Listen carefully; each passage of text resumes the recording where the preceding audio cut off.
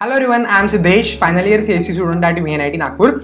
I have done my summer internship at Goldman Sachs and I have also been selected for the role of full-time software engineer at Wells Fargo. तो आज के time हम बात करने वाले हैं यार काफ़ी इंपॉर्टेंट सवाल के बारे में, जो कि है हमारे रेज्यूमे में कौन से प्रोजेक्ट्स डालने चाहिए।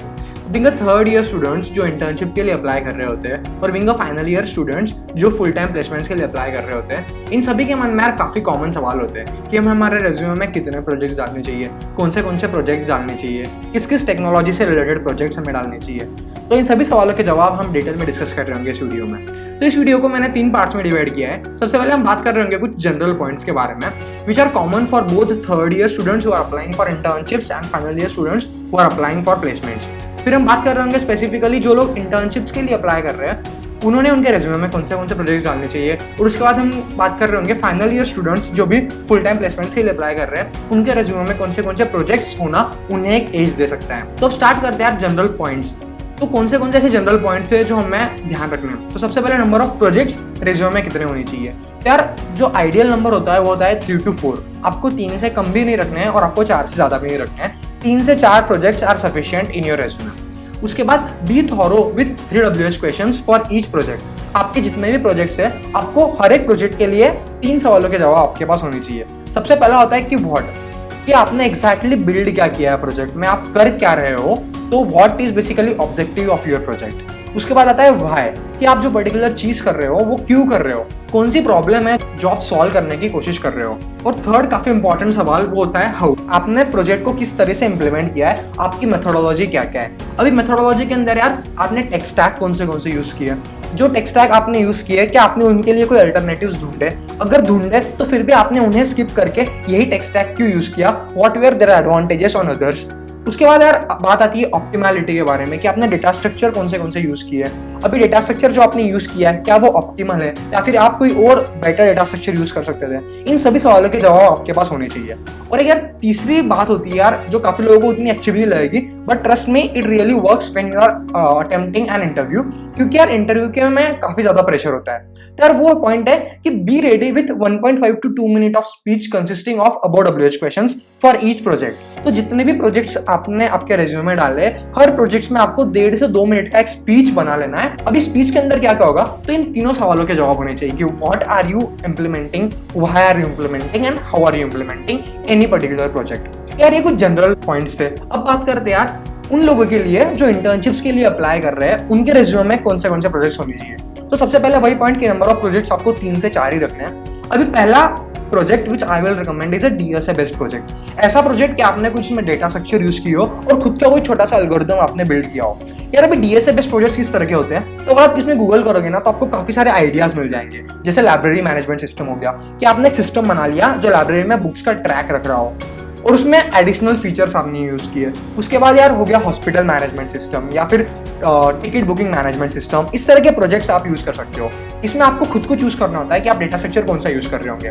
My personal recommendation would be कि being a third year student आपको ट्री और ग्राफ का शायद उतना ज्यादा नॉलेज नहीं हो, तो you can do project with arrays and link list. क्यों, क्योंकि यार जब भी इस प्रोजेक्ट पे डिस्कशन होगा ना तो you will force the interviewer to ask the question about that particular data structure. तो जैसे लिंक लिस्ट के बारे में जब भी डिस्कशन होगा तो हार्डली इंटरव्यूअर क्या क्या पूछ सकता है, इंसर्शन, डिलीशन, फिर cycle detection in a link list, what are circular link list, doubly link list, what are the advantages of circular and doubly और नॉर्मल लिंक लिस्ट। तो आपके पास इन सभी सवालों के जवाब होने चाहिए।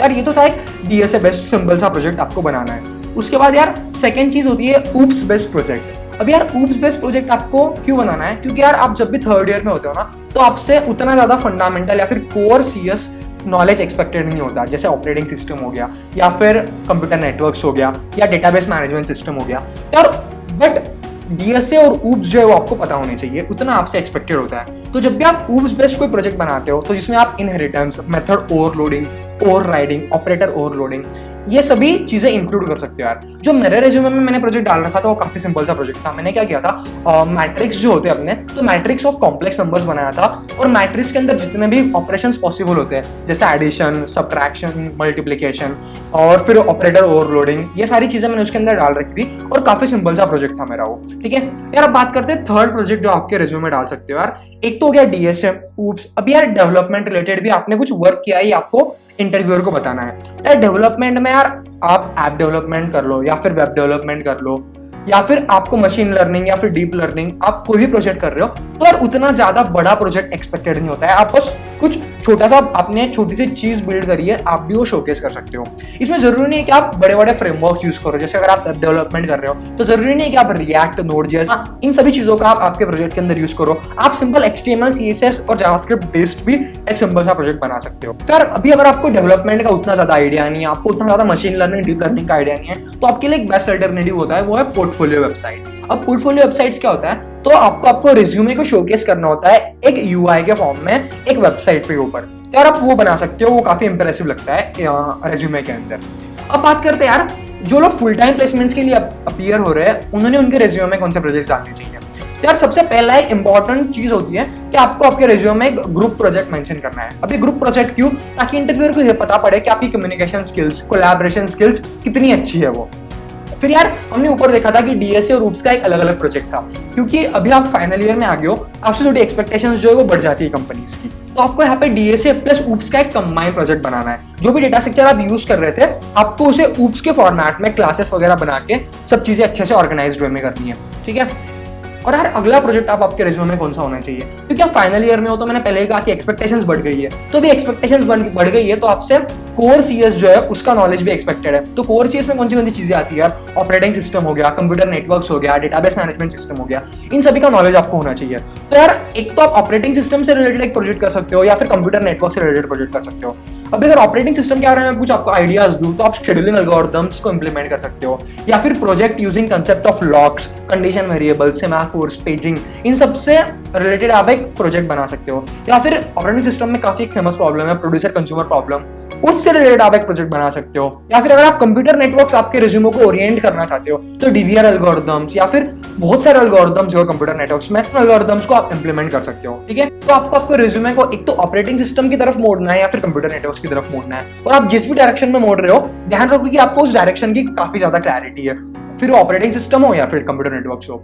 यार अभी फोर्थ प्रोजेक्ट जो आप डाल सकते हो, यार एक हो गया ग्रुप प्रोजेक्ट, फिर हो गया DSA plus oops based project, फिर हो गया ऑपरेटिंग सिस्टम या फिर कंप्यूटर नेटवर्क्स वाला एक प्रोजेक्ट। यार अभी थोड़ा डेवलपमेंट भी आप लोगों से एक्सपेक्टेड होता है, तो अगर आप डेवलपमेंट में कर रहे हो, तो आपको front end plus back and या फिर आपको एक फुल स्टैक वेब एप्लीकेशन या फिर फोन एप्लीकेशन बनाना है। अगर आप वेब एप्लीकेशन बना रहे हो, तो आप React.js, Node.js या फिर फ्लास्क, इन सभी फ्रेमवर्क्स का आप यूज कर सकते हो। या फिर मशीन लर्निंग या डीप लर्निंग का अगर आपने कोई अच्छा मॉडल बनाया है, तो आप वो रेज्यूमे के अंदर डाल सकते हो यार। तो ये था all about the people preparing for the final year placements. जब भी आप रेज्यूमे में कोई प्रोजेक्ट डाल रहे हो, तो आपने एक तो उस प्रोजेक्ट को होस्ट किया हुआ है, तो उसकी लिंक आप रेज्यूमे में डाल सकते हो, या फिर अगर होस्टेड नहीं है तो आप गिटहब की लिंक आप आपके रेज्यूमे में डाल सकते हो। तो यार यही था ऑल अबाउट द प्रोजेक्ट्स। तो यार अपार्ट फ्रॉम द प्रोजेक्ट्स और काफी चीजें होती है जो आपको स्ट्रॉन्ग करनी है। सबसे पहला यार DSA। तो DSA स्ट्रॉन्ग करने के लिए यार हम ऊपर भैया की जो 450 DSA वाली शीट है वो कंप्लीट सॉल्व कर रहे हैं, उसकी प्लेलिस्ट की लिंक आपको डिस्क्रिप्शन में मिल जाएगी, you can go and check out. तो आई होप कि आप लोगों को जो वीडियो पसंद आया होगा। Do like, share and subscribe the channel. Thank you, मिलते हैं अगले वीडियो में, तब तक के लिए bye bye, have a nice day.